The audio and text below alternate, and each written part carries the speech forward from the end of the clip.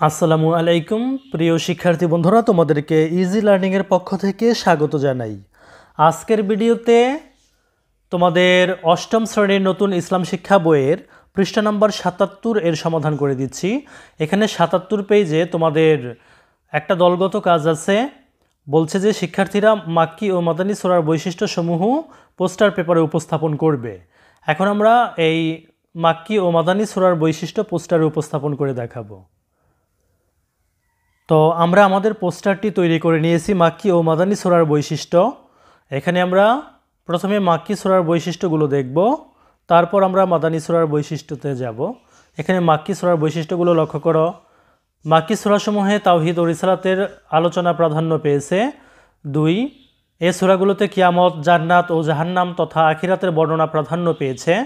3, মাক্কি সূরাসমূহে শিরক ও কুফরের পরিচয় বর্ণনা করে এগুলোর অসারতা প্রমাণ করা হয়েছে। 4, এ সূরাগুলোতে মুশরিক ও কাফিরদের বিভিন্ন প্রশ্নের উত্তর দেওয়া হয়েছে। 5, মাক্কি সূরাসমূহে পূর্ববর্তী মুশরিক ও কাফিরদের হত্যাযজ্ঞের কাহিনী, ইয়াতিমদের সম্পদ হরণ, কন্যা সন্তানকে জীবন্ত কবর দেওয়া ইত্যাদি কুপ্রথার বর্ণনা রয়েছে। 6, এর শব্দমালা শক্তিশালী, ভাবগম্ভীর ও অন্তরে প্রকম্পন সৃষ্টিকারী। 7, এতে শরীয়তের সাধারণ নীতিমালা উল্লেখ রয়েছে। 8, এতে প্রসিদ্ধ বিষয়সমূহ শপথের মাধ্যমে উপস্থাপন করা হয়েছে। 9, মাক্কি সূরাসমূহ সাধারণত আকারে ছোট এবং আয়াতগুলো তুলনামূলকভাবে ছোট।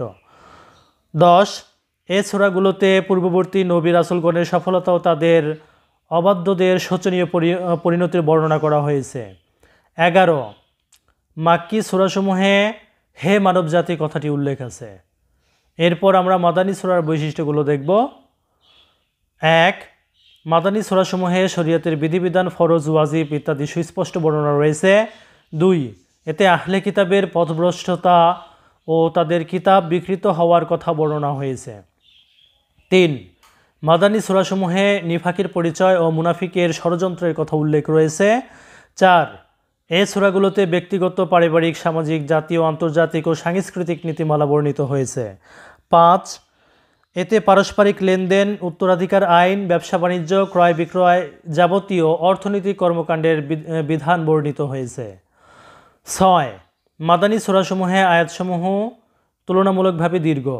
7, এ সূরাগুলোতে ইবাদতের রীতিনীতি, সালাত, সাওম, হজ, জাকাত ইত্যাদি বিষয়ে বর্ণনা হয়েছে। 8, মাদানী সূরাসমূহে ইহুদি খ্রিস্টানদেরকে ইসলামের প্রতি আহ্বান জানানো হয়েছে। 9, মাদানী সূরাসমূহে বিচার ব্যবস্থা, দণ্ডবিধি, জিহাদ, পররাষ্ট্রনীতি ইত্যাদি বিষয়ে আলোচনা করা হয়েছে। 10, মাদানী সূরাসমূহে হে ঈমানদারগণ কথাটি উল্লেখ আছে।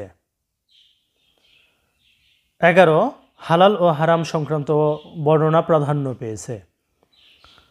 তো প্রিয় শিক্ষার্থী বন্ধুরা, যদি ভিডিওটি ভালো লাগে শেয়ার করে দিও। ধন্যবাদ সবাইকে সাথে থাকার জন্য।